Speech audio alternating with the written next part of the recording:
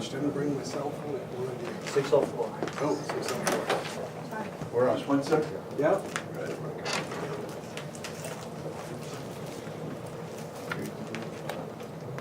Good.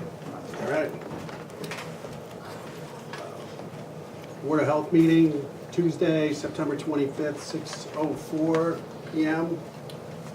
In attendance tonight, we have Jim Philbrook, Kathleen Walker, Matt Gagner, and myself. The agenda is not too cluttered today. We'll have the usual minutes, any signing of any paperwork, other business unknown at time of the posting. We're going to be talking a little bit about, under new business, well testing, lab testing. We'll have more to say on that shortly. And then the ongoing business of the landfills and Burlingame Road water testing, if there's any update, which I don't think we're going to have much on, but it is on the agenda. With that, can we go right into new business? Does anybody have anything? We'll start with new business. I know we have a couple of guests here tonight. So on the new business, we were trying to get somebody in here for the DEP certification of lab testing specific to one lab, which we talked about in a previous meeting. Yes, ETR labs. Right, and they declined because of the litigation, which is understandable, right? I did speak with them, but they declined to attend the meeting. Right, and we did speak at length about that at the last meeting roundabout regarding what the residents of Charlton should be aware of, at least with the lab in question. But tonight, I see we have Steve Silvestre here. Steve, were you here to talk specifically about wells or water or something? So, About this subject. okay, so if you want to, please come on up. Guys, want to stand? Sure. And Yes, please.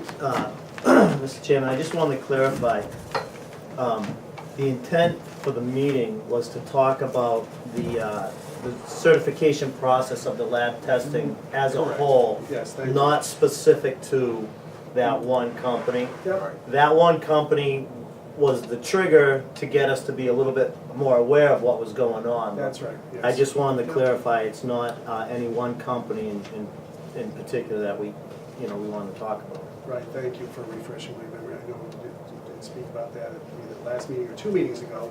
So thank you tonight for coming in. So I know Steve Silvestre, and you are? Nick Lemay. Nick? Oh, Nick, how you doing?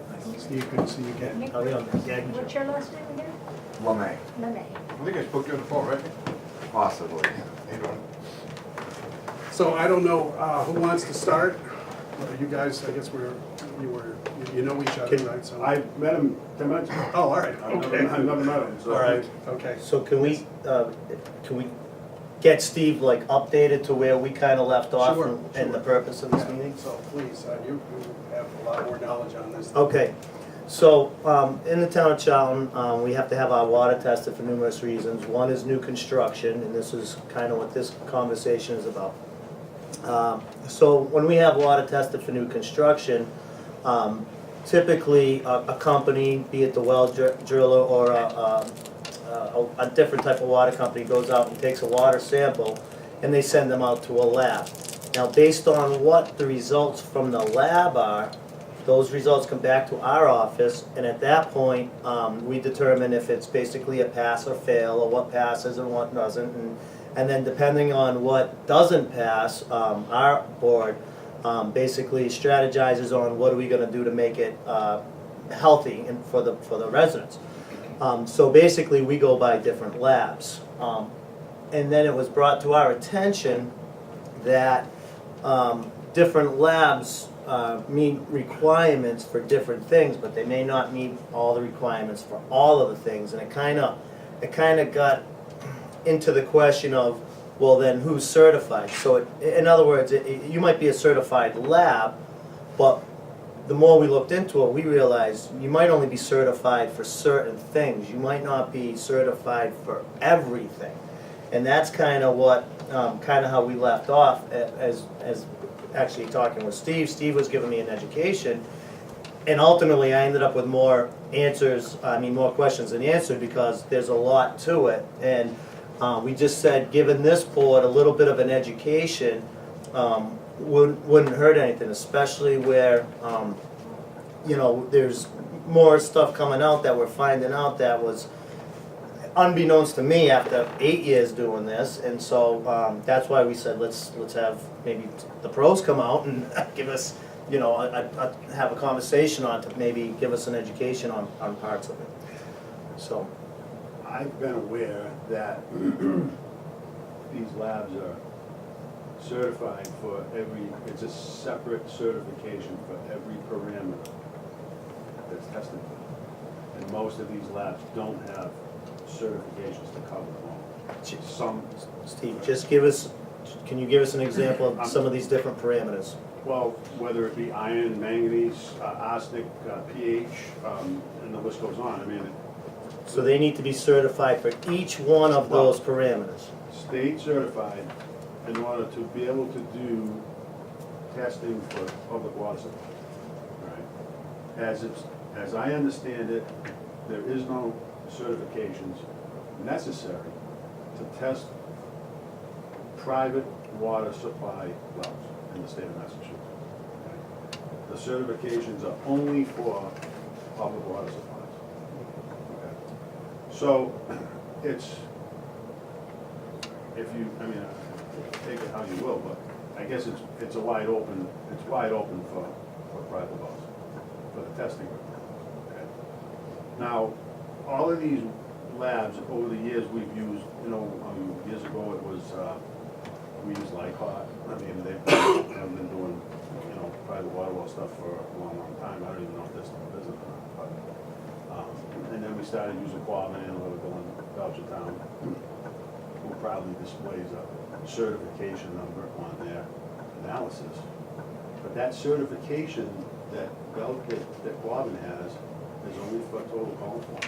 They have one for total coliform, and they have one for E. coli. Those are the only two certifications that Quabbin has. But again, you're testing private water wells, it really doesn't matter. But when you take, when we get into a situation like this, and it was brought to my attention when I had a customer call me and say, hey, the Board of Health won't accept the water test that you gave me. So it's like, well, what's going on? So the first thing I do is I inquire, and I'm told that, oh, well, this lab, it happens to be EPR, they're on the DEP's naughty list. That's the way it was issued to me. I'm like, well, what's that mean? Well, did they lose their certifications? No. Okay, so how can you say that you're not gonna accept the results from this lab? First of all, you don't need any certification. Second of all, if you have them, and you still have them, they haven't been revoked, where's the problem? You're not dealing with $25 water tests, you're dealing with $600, $700, $800 water tests, so it's kind of a problem when you collected a water sample and you've given it to the customer and they come up in and it's like, you get $800 water test and you pay for it, it's no good. We're not gonna accept it. It's like, why? Well, the basis is the DEP sent us a letter saying that they're doing something that we don't like, so. Can I stop you there? Yeah. Jim, the letter that we received from DEP, is that public record? Yeah. Do we have a copy of that?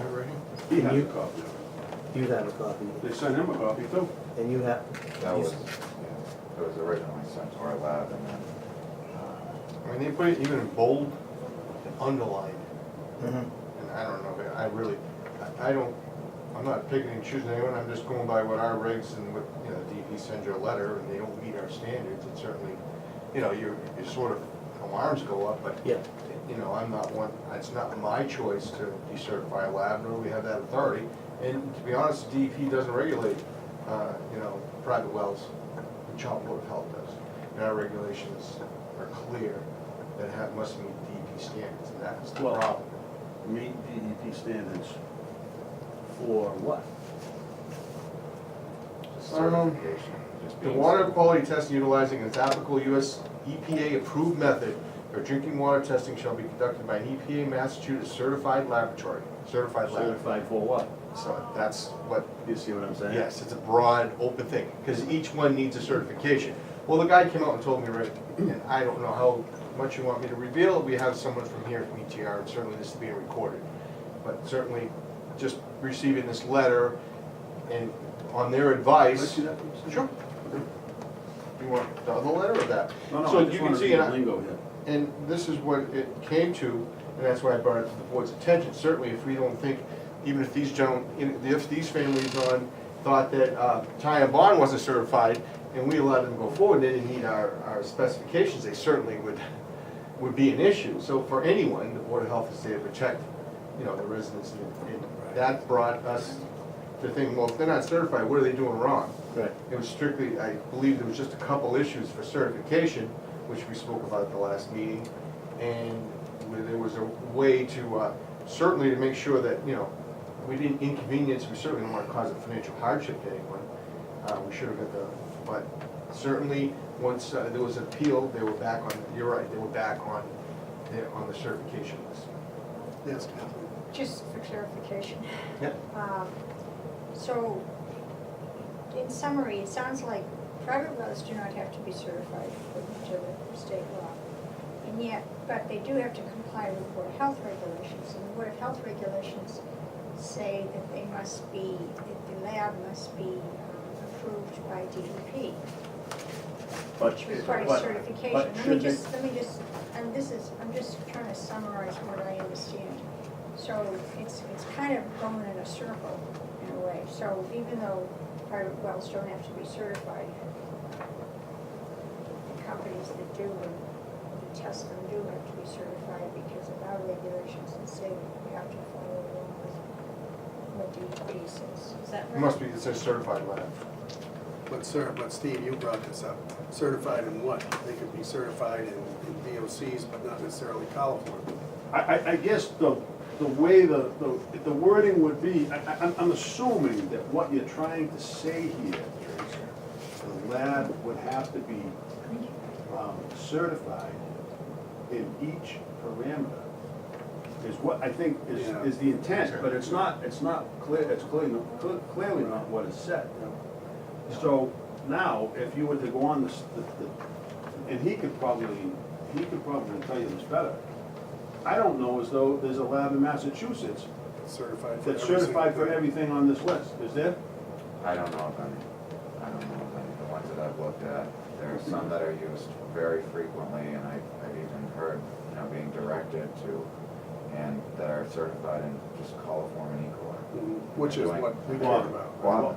Guavan is the one that, Falling out. they're only, so out of the things that we're required to test for new construction, there's only one item that they're certified to test for, and that's total coliform. Right. Everything else, they have no certifications at all. These guys have a million of them, they don't maybe have them all, but I personally looked today, and they have a lot of them. Probably have the most, yeah. And the issue, I do want to say the issue going on with the DEP, the main issue in this letter is not even over something that they certified for.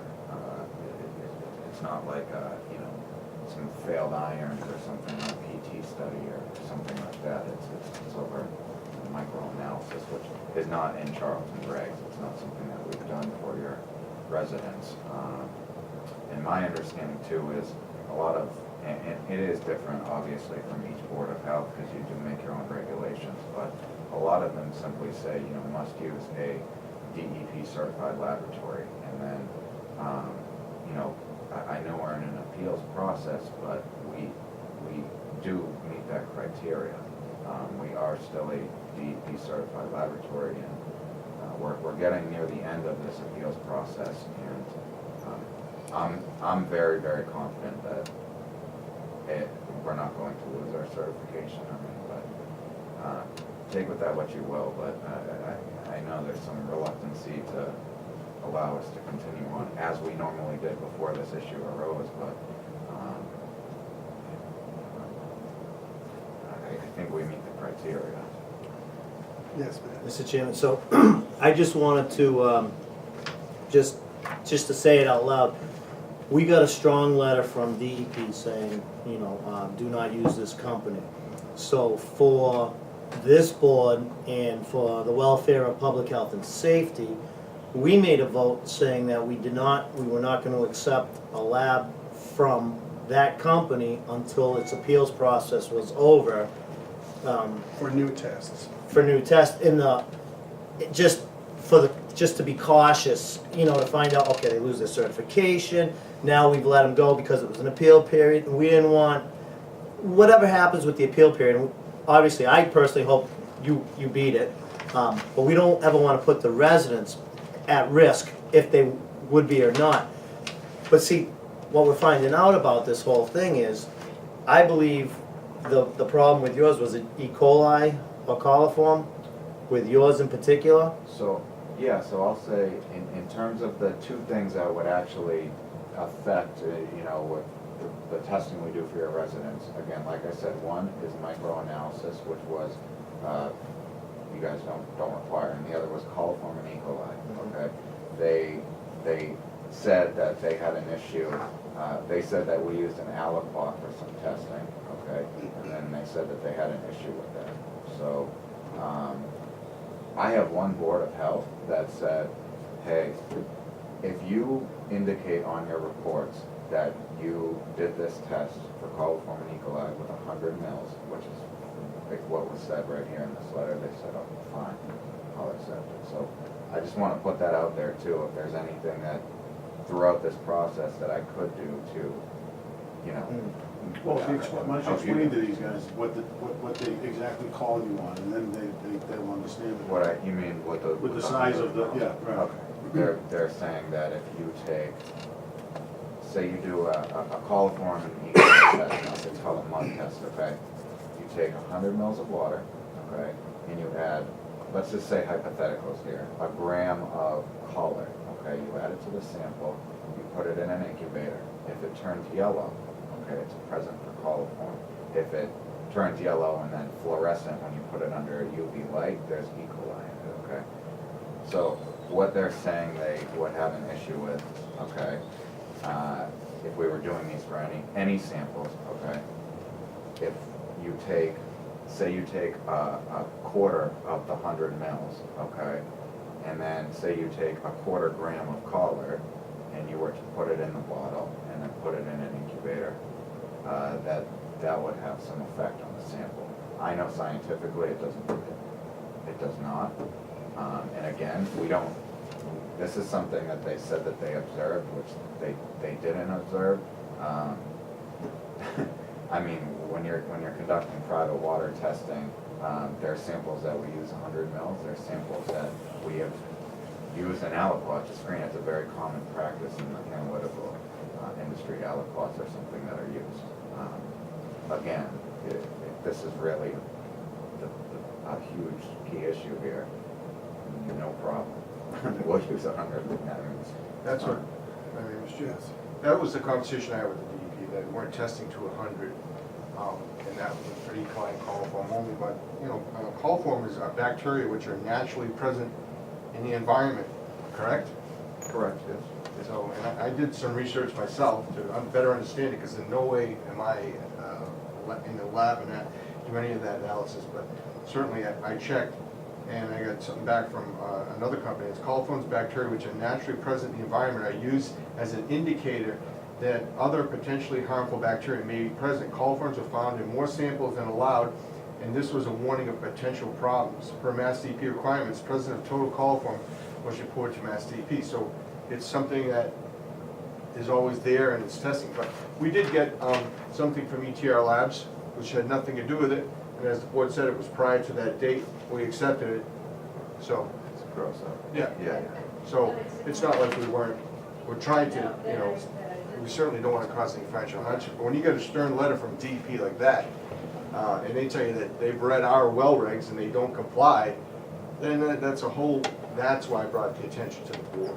It wasn't because, you know, and that's when I spoke to someone at your company and say, hey, the only issue, and then the DEP was afraid even to come forward and speak too much on it because of the litigation thing, so. Yeah. I completely understand, I mean, I get the situation that, you know. It's much easier for us to accept it, thank you very much. I think what they pointed out was at the bottom, it says, not all analysis were conducted in accordance to Mass Department of Environmental Protection certification Right, now standards. he's gonna explain to you. I wanna explain. So that's what I wanted to ask I wanna you, ask that that. little thing at the bottom. Any, let me just say this, any water sample that is collected, okay, and is brought to Quabbin, Neshoba, whoever, if you took the sample, drove it there, maybe it's a 30-minute drive, I don't know, and then they produce a report saying that everything was conducted in accordance with the EP guidelines, okay, and they put their lab ID number on the report, and no statement like the one we put on. That is not in conformance, okay? And when you go into the standard methods, okay, pH has to be taken on-site and analyzed within 15 minutes of collecting the sample. Chlorine, also, on-site within 15 minutes of collecting the sample. I mean, we have people taking samples, dropping them off, well drillers, all over the state, okay?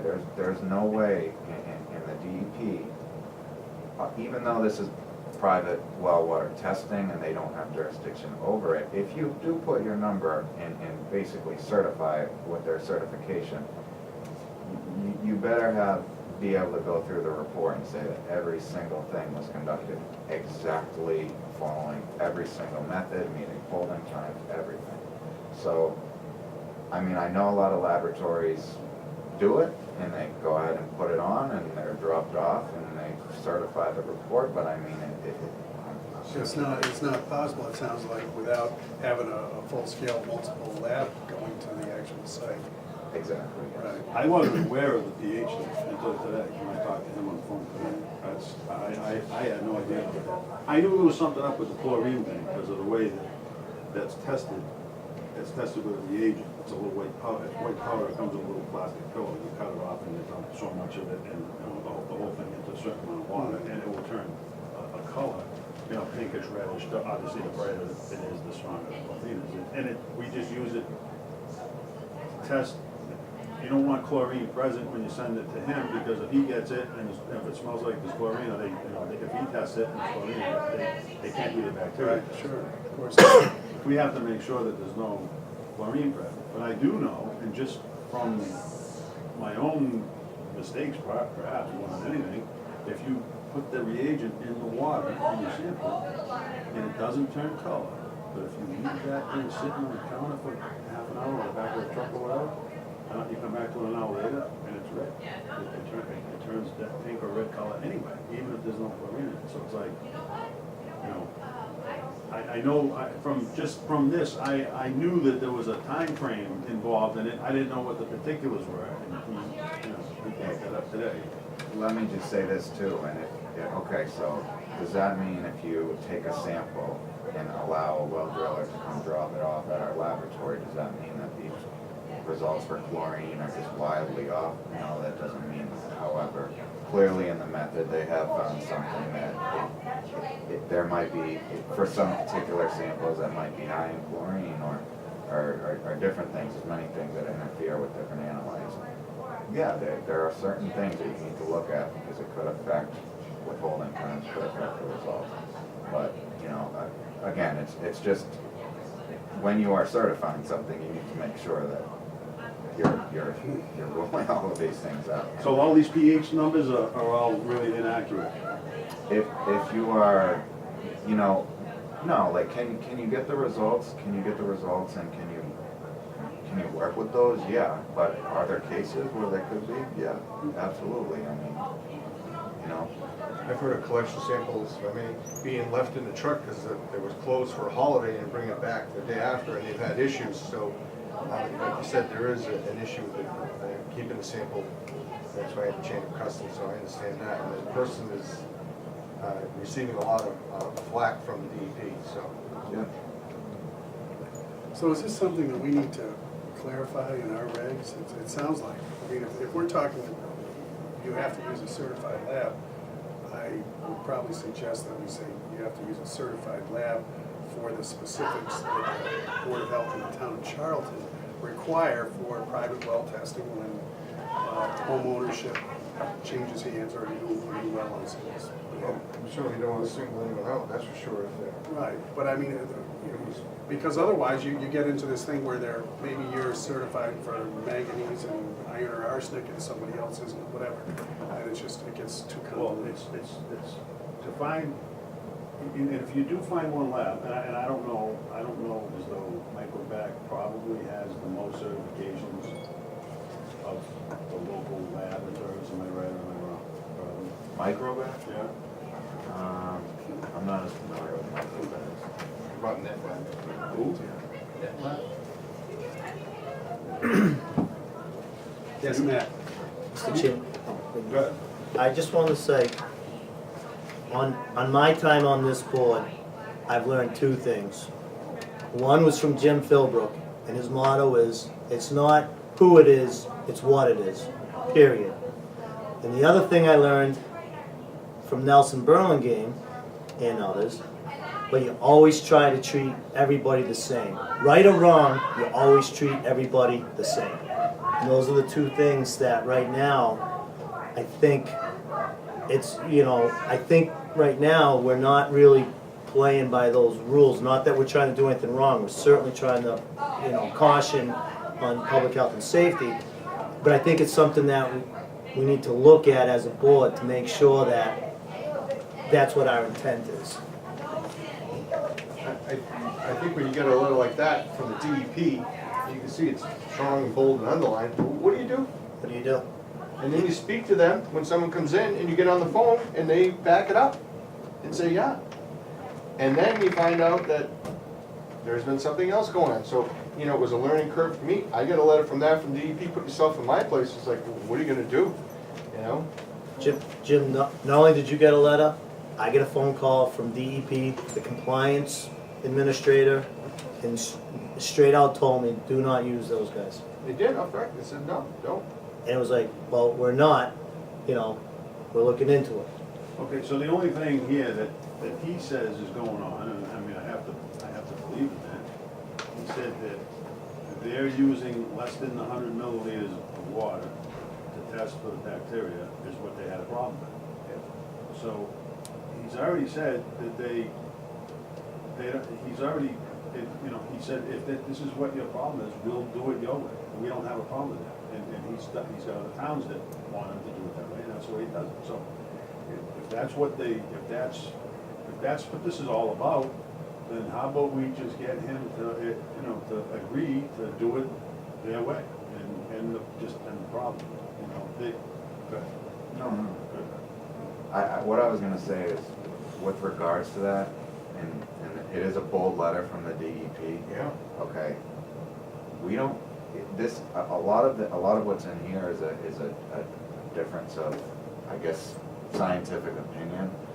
We don't do anything that is scientifically invalid, okay? Everything that we do, our QC process is very, very extensive, okay? Look, if you don't put out accurate results as a laboratory, you're not gonna be in business very long. You've been in business over 20 years, okay? The issues with the DEP, like he was just saying, we have no problem using 100 mils going forward. I know this is a bold letter, okay? I know there's some stuff when you first read it, you say, whoa.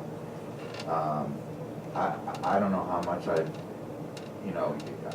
it's nice that you're, allowing me to come here to talk to you guys about this, but some of the stuff in this letter is just, it's not valid. They said that they sent us sterile samples. I have their analysis here from their laboratory where they found bacteria in the samples. I mean, it's a tough situation. All I can say is, I believe that this is why we have appeals processes, and hope, that's designed so that laboratories, when they're in situations like this, get afforded an appeals process. And I hope it's designed so that, we can be treated as we were before this issue through an appeals process, and then, hopefully we prevail, but, I was told that Mr. Suberg would be making a decision on this very soon. So hopefully, but I get the information. My job is only to make sure it's presented and it's proper. The testing is done in accordance to our law regs that is set forth by this board. So I was you can tell by that strong letter, the DEP doesn't send out I was very shocked at the strength of this letter and how they underlined and put in bold letters revoked, so, you know, I have to act somehow on that, inform the board, so we certainly don't want to cause any financial hardships to anybody or not accept it. It's much easier for us to just look, okay, it's fine, and put it in the folder, but certainly when you get a letter like that, you certainly have to, you know, throw caution and certainly find out what's going on. Yes, Kathleen. Thank you. I believe you. I believe that from what you've said, that you're doing things the right way, that there's a serious mix-up with DEP. And I think that's unfortunate. However, I don't think we can rectify it. As far as I'm concerned, we're kind of stuck with that letter with DEP, even though you're obviously clearly in the right.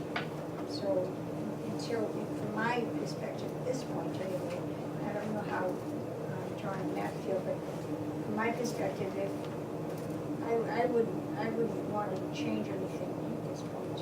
If you can, but if you can work things out with DEP and get that done soon, and I hope you do, and it sounds like you can, then everything will be back to normal. Do we have anything pending? Do you know of any pending Results? tests? Yeah, within Charlton? I don't know, you know, so many people just, they say use a certified lab, and then they go on the website, they look Just up curious, 'cause certified then that labs, could be a and they moot find. point. Yeah, I don't know. All right, so what do we do about Quabbin? You know, I was told, we'll just use Quabbin. Well, Quabbin has 2 certifications, only one applied to what is tested for on a chop, whereas they had a majority of it. So you're taking a lab that had a majority of, and when they still hold valid certifications for most of these items, and Quabbin has one for bacteria. What do we do now? And based on what our regs say, if you read it to the letter of the law, this would be, they need 30 certifications, if my count is correct here, for all these parameters, is that right? Not at No. this time. At this time, it says certified. Yeah. What Steve pointed out to us, it should say certified in every parameter that it tests. And that's gonna make it where we don't have any labs to use, so. Right, which is. Or it's gonna narrow it down to one possibly, so. Or none, Or not, you know. yeah, so Well- it kind of, If I may? Yes. please. So I just wanted, Kathleen said her thoughts, and she kind of asked you for your thought and me for my thought, and I just wanted to kind of give my thought, piggybacked on Kathleen's thought. I agree with you, Kathleen, that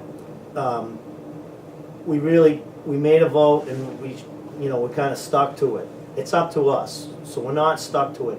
If we choose to stay stuck to it, we are. But I agree with you on the side of caution, if no other reason. But I think we should put a time limit, maybe for this board, not to make a decision, but at least to look at it again, because we're hearing that the director's gonna be making a decision shortly. In the eyes of DEP, is that a month, 3 months, 6 months, a year? And I don't think it's fair to hold this whole project back for an extensive amount of time. And then, I just think we should say, listen, let's give them 90 days. If there's been no ruling after the 90 days, maybe this board should look at it again, revisits it, and then see how we feel at that point. Can we push DEP? You can try. This is a process where you get a letter like this, you appeal it, you have 30 days to appeal it. They set a hearing 4 months later. Then the presiding officer sets another hearing another few months later. Where we're at right now, we just submitted our closing statements.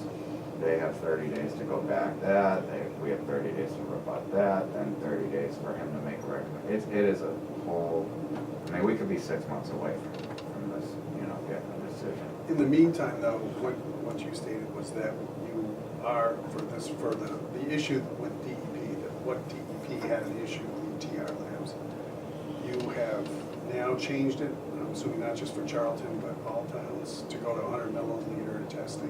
samples? Absolutely, anybody, I mean, look, I wish that, again, because we're in an appeals process, that I might hope, you know, and a lot of boards of health are doing this, are treating us as they do any other laboratory. Again, I mean, from my understanding is that, you know, individual boards of health do actually have quite a bit of freedom to make decisions, you know, you're not. It's true. Yes, you say, you say, look, must use a certified, DEP certified lab. That doesn't mean you're bound to every, you know, little thing. It's a criteria that you're setting. This is my understanding. So, you know, if there's a few issues here or concerns, even with someone like us in an appeals process, again, I would love for you guys to tell me what you'd like to see with our reports. I mean, It sounds like you've rectified, as far as I can tell, the sampling quantity. They're saying was an issue. And to me, yes, please. So, the reason why I'm saying, let's revisit it in 90 days, is because if this board is actually, this is my opinion, but if this board is actually gonna consider overriding that strong letter from DEP, I personally would like to hear from DEP what their problem is.